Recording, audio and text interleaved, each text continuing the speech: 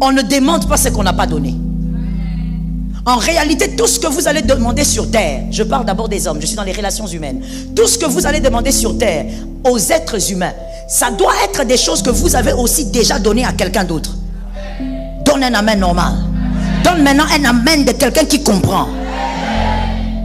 Tu ne peux pas demander aujourd'hui au frère Enoch de te donner de l'amour alors que toi, depuis que tu es né, tu n'as jamais aimé quelqu'un. Tout ce que tu fais n'est pas de l'amour, c'est un semblant d'amour. Tu fais tout par intérêt. Les personnes que tu dis aimer, tu ne les as jamais aimées. Tu es proche d'eux parce que tu sais que tu as de l'intérêt là-bas. Alors comment demandes-tu toi à Enoch de t'aimer? Ne demande pas ce que toi tu n'as jamais donné quelque part. Et Caïn maîtrisait ça. Caïn comprenait ça. Voilà pourquoi il n'est jamais allé demander quoi que ce soit à Abel. On ne peut pas demander ce qu'on n'a jamais donné. Aujourd'hui, si tu demandes de l'amour au frère Enoch, sois sûr que toi, dans ta vie, depuis que tu es né, tu as déjà aimé quelqu'un. Si tu as déjà sémé ça quelque part, tu vas récolter ça aussi quelque part. Ça tombe sur celui qui a entendu. Parce qu'en réalité, on ne récolte pas toujours là où on a sémé. Tu vas récolter quelque part. Il peut se faire que tu récoltes autre part. Tu es là en train de dire, moi on ne me respecte pas. Moi on ne me respecte pas. Incapable de comprendre le principe que Caïn comprenait.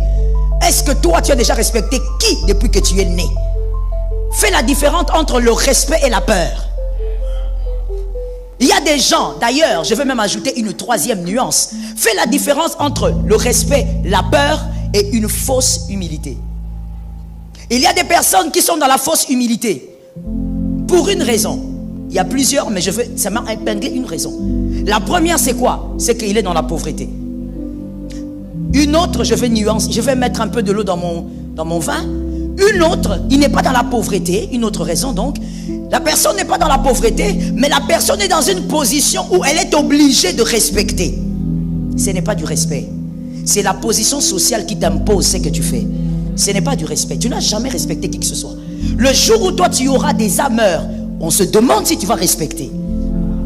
La personne là que tu t'inclines là pour la saluer. Le jour où tu auras des châteaux, est-ce que tu vas le faire?